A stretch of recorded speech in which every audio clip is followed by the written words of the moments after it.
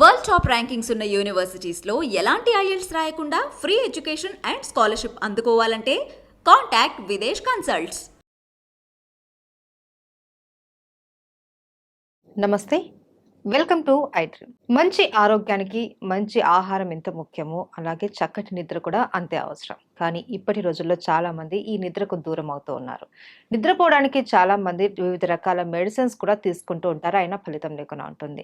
ఇంతకు ముందు కూడా మనకు చాలా వీడియోల్లో మన వంటింటి చిట్కాల ఫేమస్ మన చిట్టుబట్ల మధుసూదన్ శర్మ గారు ఆహారంగా తీసుకునేటటువంటి చిన్న చిన్న చిట్కాలు అయితే తెలిపారు. అయితే ఈ రోజు ఇలా ఆహారంగా కాకుండా ఔషధం లాగా తీసుకోకుండా ఏదైనా అప్లై చేస్తే నిద్ర వచ్చేటటువంటి చిట్కా ఏదైనా ఉందేమో ఆయన అడిగి తెలుసుకుందాం. నమస్తే సార్. నమస్తే. సార్, చాలా మంది నిద్ర కోసం చాలా తంటాలు పడిపోతూ ఉంటారు. ఎంత ప్రయత్నించినా నిద్ర రాకుండా ఉంటుంది. అయితే మీరు ఇంతకు ముందు వీడియోస్లో చాలా వరకు చెప్పారు, ఏంటి మనం లోపలికి తీసుకునేటటువంటి మెడిసిన్ తోటి చాలా చక్కటి సొల్యూషన్స్ తోటి చాలా మంది రిలీఫ్ పొందారు, హాయిగా నిద్రపోతున్నారు. బట్ ఇలా కాకుండా కొంతమంది అడుగుతున్నారు, ఇలా లోపలికి తీసుకునేది కాకుండా ఏదైనా అప్లై చేస్తే బాగుంటుంది, ఈసారి మీ స్టూడియోకి చిట్టుబట్ల మధుసూదన్ శర్మ గారు వచ్చినప్పుడు ఒకసారి అడిగి కనుక్కోండి అనేసి చెప్తూ ఉన్నారు. సో వాళ్ళకి మీరేం చెప్తారు సార్? తప్పకుండా నిజంగా చాలా మంచి ప్రశ్నమ్మా. ఎందుకంటే కొంతమంది కడుపులోకి తీసుకోవాలంటే కొన్ని రకరకాలుగా ఆలోచన చేస్తారమ్మా. వీటికి ఏమన్నా సైడ్ ఎఫెక్ట్స్ ఉంటాయని చెప్పేసి, ఏదన్నా వాడడం వల్ల అదర్ ప్రాబ్లమ్స్ ఏమన్నా వస్తాయని చెప్పేసి, కొంతమందికి పడక నచ్చక అదేమన్నా అలవాటు పడిపోతున్నాం అనే ఉద్దేశంతో సేఫ్టీ మెడిసిన్స్ అయినా కొంతమందికి సందేహం ఉంటుందమ్మా. ఏది ఏమైనప్పటికీ మరి పైపూత మందుగా వాడుకోవడం వల్ల ఎలాంటి ఇబ్బంది ఉండదు. చిన్నపిల్లల నుంచి పెద్దల వరకు అందరూ వాడుకోవచ్చు, క్షేమదాయకంగా ఉంటుంది, ఎన్నాళ్ళు వాడినా ఇబ్బంది ఉండదు. కేవలం పైనే కదా మనం అప్లై చేసుకునేది. సో అలాంటి మెడిసిన్స్ కోకొల్లలుగా మనకు ఆయుర్వేదంలో మన మహర్షులు చెప్పడం జరిగిందమ్మా. వాటిల్లో ఈజీగా తయారు చేసుకోగది, ఎందుకంటే ప్రేక్షకులు చాలా మంది అడిగారని కూడా చెప్తున్నారు కదా. సో ఈజీగా తయారు చేసుకుంటే చెప్తాను చూడమ్మా. ఇది కూడా చాలా అద్భుతంగా పనిచేస్తుందమ్మా. చాలా ఈజీ తయారు చేసుకోవడము, వాడడం ఈజీ, ఆ అప్లై చేసినటువంటి క్షణాల్లోనే నిద్రలోకి జారుకుంటారు. మీరు చెప్పేటివన్నీ సార్ చాలా అందుబాటులో ఉంటాయి ప్రతి ఒక్కళ్ళకి కూడా, ధర కూడా ఎక్కువగా ఉండదు, అందరూ కూడా తీసుకునేటటువంటి విధంగానే ఉంటుంది. అండ్ దానికోసం ఎక్కడెక్కడో తిరగాల్సిన అవసరం కూడా లేదు, మన వంటింట్లోనే దొరుకుతూ ఉంటాయి. లేదు అంటే పక్కన ఉన్న ఒక ఆయుర్వేదం షాప్కి వెళ్ళినా కూడా ఈజీగా మనం తీసేసుకోవచ్చు. సో ఇది కూడా అలాంటిదమ్మా. కేవలం జాజికాయలు, ఆవు నెయ్యమ్మా. జాజికాయ, ఆవు నెయ్యి. ఓకే. సో జాజికాయలు ప్రత్యేకంగా పరిచయం చేయనక్కర్లేదు. సో మామూలుగా కిల్లి షాపులలో దొరుకుతుంది, పచారీ షాపులో దొరుకుతుంది, మన ఇళ్లలో కూడా ఉంటుందమ్మా. సువాసన భరితమైనటువంటి ద్రవ్యం అది. మెరిస్టికా ఫ్రాగ్రెన్స్ అని దానికి కెమికల్ గా శాస్త్రీయ పరిభాషలో లాటిన్ పేరు అది. ఫ్రాగ్రెన్స్ అంటే వాసన అన్య భాషలో. సో మెరిస్టికా ఫ్రాగ్రెన్స్ చాలా సువాసన భరితంగా ఉంటుంది కాబట్టి ఆ పేరు పెట్టడం జరిగిందమ్మా.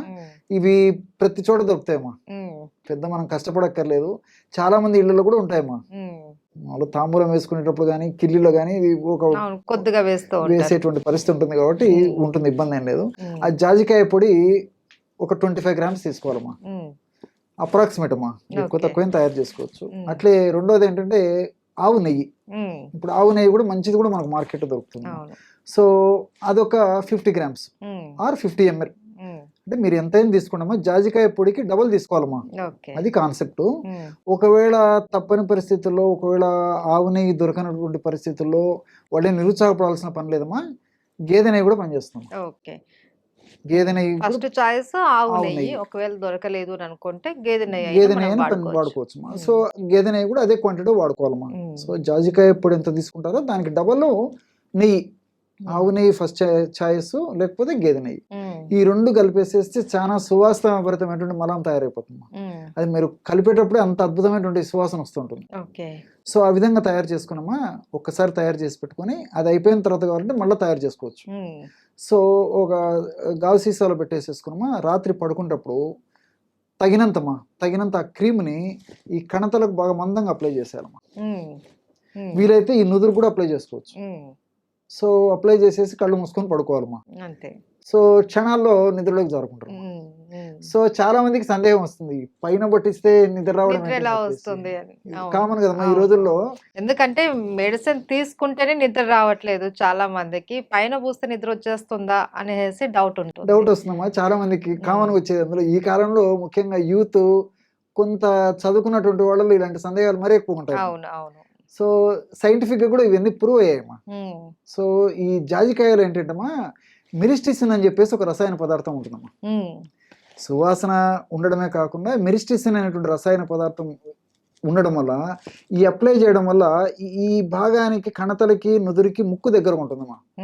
సో మనం శ్వాస పీల్చేటప్పుడు వదిలిపెట్టేటప్పుడు దీని యొక్క ప్రభావం దీని మీద కలుగుతుంది అనమాట. సో శ్వాస ద్వారా జాజికాయ ఉన్నటువంటి కెమికల్ మన బ్రెయిన్ లోకి పోతుందమ్మా. మిరిస్టిన్ అనేటువంటి రసాయన పదార్థం ఉంది కదమ్మా, ఇది మిరిస్టిన్ అనేటువంటి రసాయన పదార్థం డైరెక్ట్గా నిద్రను కలగజేస్తుంది. ఈ విధంగా నేను చెప్పినట్లు ఈ శ్వాస ద్వారా మెదడులోకి పోయి కూడా నిద్రను కలగజేసేందుకు ఉపయోగపడుతుందమ్మా. సో ఎప్పుడైతే ఈ మిరిస్టిన్ అనేటువంటి రసాయన పదార్థము, ఈ మిరిస్టిసిన్ అనేటువంటి రసాయన పదార్థము మనము పీల్చుకున్నప్పుడు ముక్కు ద్వారా మెదడులోకి పోయేసేసి మెదడులో మెలటోనిన్ అనేటువంటి నిద్రను కలగజేసేటువంటి పదార్థం ఉత్పత్తి కావడం అవసరమమ్మా. మెలటోనిన్ అనేటువంటి రసాయన పదార్థం ఉత్పత్తి అయినప్పుడే మనకు నిద్ర వస్తుంది. ఆ పదార్థం ఉత్పత్తి కాకపోయినా, అది సరిగా పనిచేయకపోయినా నిద్ర రాదమ్మా. సో ఈ జాజికాయను మనం ఈ పద్ధతిలో వాడుకోవడం వల్ల ఆ పీల్చుతాం కదమ్మా, అప్పుడు ఇది ఈ మెలటోనిన్ అనేటువంటి ఆ యొక్క రసాయన పదార్థ ఉత్పత్తికి దోహదపడుతుందమ్మా. ఎంత సైన్స్ ఉందో చూడండిమ్మా. సో నేచురల్ గా నిద్ర వచ్చేస్తుంది. చాలా సేఫ్టీగా అమ్మా. రెండోది ఏంటంటే మనం మీరు అన్నట్లు మాత్ర వేసుకున్నప్పుడు జీర్ణం కావాలి, రక్తంలో కలవాలి, దాని ప్రభావం చూపించాలి, ఇది కొంచెం ప్రాసెస్ పడుతుంది. ఇది ఇంకా డైరెక్ట్. రెండోది ఏంటంటే నెయ్యి బెస్ట్ ఆల్కలైన్ ఏజెంట్ అమ్మా. అంటే మనకి ఆల్కలినిటీ అనేటువంటి పదార్థం ఎక్కువ ఉన్నటువంటి పదార్థాలు వాడుకోవడం వల్ల బాడీ కూల్నెస్ కావడం వల్ల త్వరగా నిద్రపడుతుందమ్మా. ఈ రోజులలో మనకు ఈ టెన్షన్ లైఫ్ అమ్మా, స్ట్రెస్ లైఫ్. సో ప్రతి ఒక్కరికి స్ట్రెస్ టెన్షన్స్ వల్ల ఈ బ్లడ్ లో కానీ ఈ దేహంలో కానీ ఆల్కలైన్ పర్సెంటేజ్ తక్కువగా ఉంటుందమ్మా. సో ఎప్పుడైతే మనం జాజికాయని ఈ పద్ధతిలో వాడుకుంటున్నామో ఈ ఆల్కలైన్ నేచర్ వల్ల ఈ మైండ్ కూడా కూల్ అయిపోతుంది. సో ప్రశాంతమైనటువంటి కంటి నిండా నిద్ర వచ్చేటువంటి పరిస్థితి ఏర్పడుతుంది. కంటి నిండా నిద్రపోతే ఒంటి నిండా ఆరోగ్యం అని చెప్పి చెప్తుంటారు. కంటి నిండా నిద్ర వచ్చేందుకు కంటి పక్కన ఉన్నటువంటి ఈ నుదురుకు మనం ఈ ఔషధాన్ని అప్లై చేయడం వల్ల కంటి నిండా నిద్ర వస్తుంది, ఒంటి నిండా ఆరోగ్యం చేకూరుతుంది అనమాట. సో ఈ విధంగా నెయ్యి ఆల్కలైన్ ఏజెంట్ గా పనిచేసేసి ఆ బాడీని కూల్ చేయడం వల్ల దాని ప్రభావం చేత కూడా మెలటోనిన్ అనేటువంటి పదార్థం ఉత్పత్తి చేసి నిద్ర వచ్చేందుకు ఉపయోగపడుతుందమ్మా.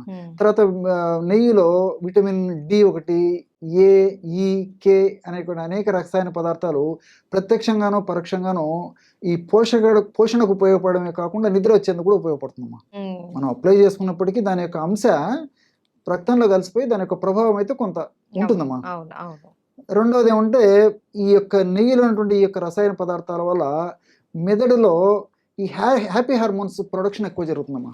అంటే డోపమిన్, సెరటోనిన్, గాబా, ఎండార్ఫిన్స్ ఇలాంటి అనేక రకాలైనటువంటి హ్యాపీ హార్మోన్స్ ఉంటాయి.